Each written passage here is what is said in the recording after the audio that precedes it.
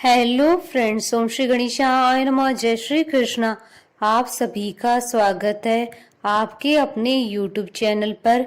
Friends, आज हम आपको इस वीडियो में बताने जा रहे हैं मोहिनी एकादशी व्रत की पौराणिक कथा, महत्व और उपाय के बारे में। वीडियो शुरू करने से पहले फ्रेंड्स, आपसे रिक्वेस्ट है, अगर आप हमारे चैनल पर नए हैं और आपने अभी तक चैनल को सब्सक्राइब नहीं किया है तो प्लीज सब्सक्राइब कीजिएगा चैनल को, साथ ही प्रेस कीजिएगा बेल आइकन को, जिससे नए वीडियो से रिलेटेड नोटिफिकेशन आपको तुरंत प्राप्त हो सके। और वीडियो पसंद आने पर वीडियो को लाइक और शेयर जरूर कीजिएगा ताकि सभी भक्तों को इस वीडियो का लाभ प्राप्त हो सके। और कमेंट बॉक्स में जय श्री कृष्णा जरूर लिखिएगा। हिंदू पंचांग के अनुसार वैशाख मास की शुक्ल पक्ष की एकादशी को मोहिनी एकादशी के नाम से जाना जाता है। मोहिनी एकादशी पर भगवान विष्णु की आराधना करने से सुख समृद्धि बढ़ती है और साथ ही शाश्वत शांति की प्राप्ति होती है। अतः इस दिन व्रत उपवास रखकर मोह माया के बंधन से मुक्त होने के लिए यह एकादशी बहुत लाभदायी है। मोहिनी एकादशी के व्रत से मोह आदि सब नष्ट हो जाते हैं। संसार में इस व्रत से कोई श्रेष्ठ व्रत नहीं है। इसके महात्म को पढ़ने अथवा सुनने से 1000 गोदान का फल प्राप्त होता है। अवंतिका खंड के अनुसार मोहिनी रूपधारी भगवान विष्णु ने अवंतिका नगरी में अमृत का वितरण किया था। यह दिन देवासुर संग्राम का समापन दिन भी माना जाता है। विष्णु पुराण के अनुसार मोहिनी एकादशी का विधिवत व्रत करने से मनुष्य मोह माया के बंधनों से मुक्त हो जाता है, साथ ही व्रती के समस्त पापों का नाश हो जाता है। इस एकादशी के प्रभाव से मनुष्य को मृत्यु के बाद मिलने वाली नरक की यातनाओं से छुटकारा मिलता है और व्यक्ति के आकर्षण और प्रभाव में वृद्धि होती है। इस व्रत को करने से मनुष्य को समाज, परिवार तथा देश में प्रतिष्ठा मिलती है तथा उसकी ख्याति चारों ओर फैलती है। मोहिनी एकादशी के दिन भगवान विष्णु ने मोहिनी अवतार लिया था। इस दिन श्री हरि की पूजन का विधान है। सीता जी की खोज करते हुए श्री राम ने भी इस व्रत को किया था। श्री कृष्ण ने भी पांडु पुत्र युधिष्ठिर और अर्जुन को मोहिनी एकादशी की कथा कही थी। वहीं महर्षि वशिष्ठ जी ने भी रामचंद्र जी से यही कथा कही थी।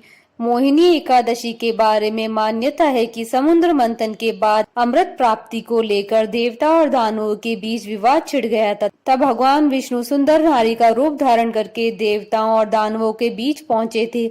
दानव इनके रूप से इतना मोहित हो गए थे कि उन्होंने अमृत का कलश इन्हें दे दिया था। मोहिनी रूप धारण किए हुए भगवान विष्णु ने सारा अमृत देवताओं को पिला दिया था। इससे देवता अमर हो गए। जिस दिन भगवान विष्णु मोहिनी रूप में प्रकट हुए थे उस दिन वैशाख मास की शुक्ल पक्ष की एकादशी तिथि थी। भगवान विष्णु की इसी मोहिनी रूप की पूजा मोहिनी एकादशी के दिन की जाती है। फ्रेंड्स, अब आइए जानते हैं मोहिनी एकादशी पर किए जाने वाले उपाय के बारे में। धर्म ग्रंथों में सभी एकादशियों का विशेष महत्व बताया गया है तथा प्रत्येक एकादशी को करने योग्य समाधान भी बताए गए हैं। मान्यता है कि एकादशी के दिन किए गए उपाय शीघ्र फल देने वाले होते हैं। अगर आपके काम बार बार रुकते हैं तो मोहिनी एकादशी के दिन एक बांसुरी खरीदकर किसी विष्णु मंदिर में दान करें। ऐसा करने से आपका सोया भाग्य जागेगा। इस दिन आप किसी राधा कृष्ण मंदिर में जाकर दर्शन करें और पीले फूलों की माला राधा कृष्ण को चढ़ाएं। इससे आपकी परेशानियां समाप्त होंगी। इस दिन विष्णु मंदिर में पीले रंग का झंडा दान करें, इससे भी आपको फायदा होगा। एकादशी की सुबह पीपल के पेड़ पर जल चढ़ाएं और शाम को शुद्ध घी का दिया जलाएं। इससे आपकी समस्याओं का समाधान होगा। इस दिन विष्णु मंदिर में गेहूं, जौ चढ़ाने चाहिए और बाद में थोड़े से गरीबों में भी दान कर दें। इससे परिवार में सुख शांति बनी रहेगी। एकादशी पर दक्षिणावर्ती शंख में कच्चा दूध व केसर डालकर भगवान श्री कृष्ण का अभिषेक करें, इससे धन लाभ के योग बनेंगे। एकादशी की शाम तुलसी के पौधे के सामने गाय के घी का दीपक जलाएं और तुलसी के पौधे को प्रणाम करें। फ्रेंड्स, अब आइए आरंभ करें मोहिनी एकादशी की व्रत कथा।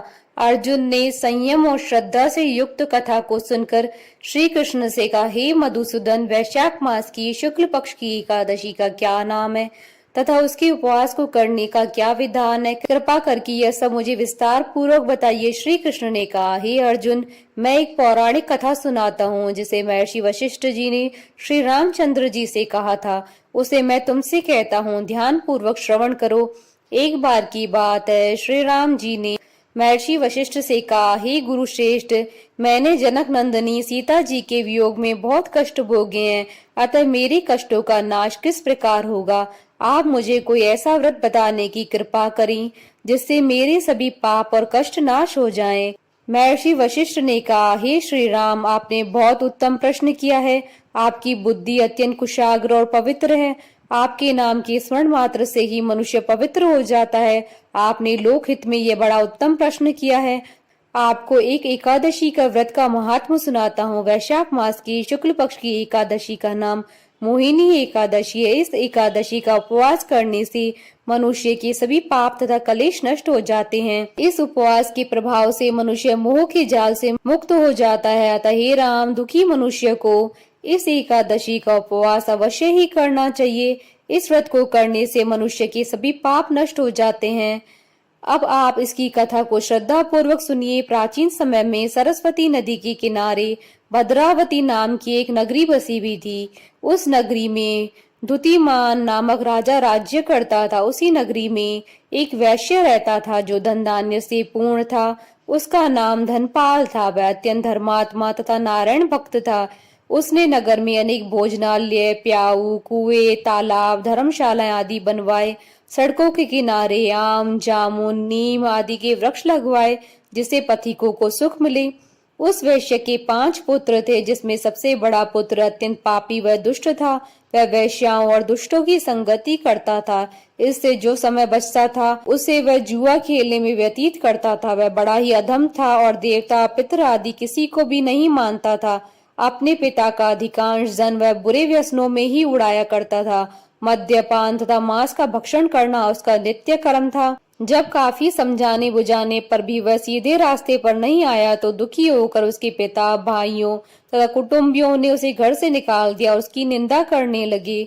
घर से निकलने के बाद वह अपने आभूषणों तथा वस्त्रों को बेच बेच कर अपना गुजारा करने लगा। धन नष्ट हो जाने पर वैश्याओं तथा उसके दुष्ट साथियों ने भी उसका साथ छोड़ दिया। जब वह भूख प्यास से व्यतीत हो गया तो उसने चोरी करने का विचार किया और रात्रि में चोरी करके अपना पेट पालने लगा। लेकिन एक दिन वह पकड़ा गया, किंतु सिपाहियों ने वैश्य का पुत्र जानकर छोड़ दिया। जब वह दूसरी बार पुनः पकड़ा गया तब सिपाहियों ने भी उसका कोई लिहाज नहीं किया और राजा के सामने प्रस्तुत करके उसे सारी बात बताई।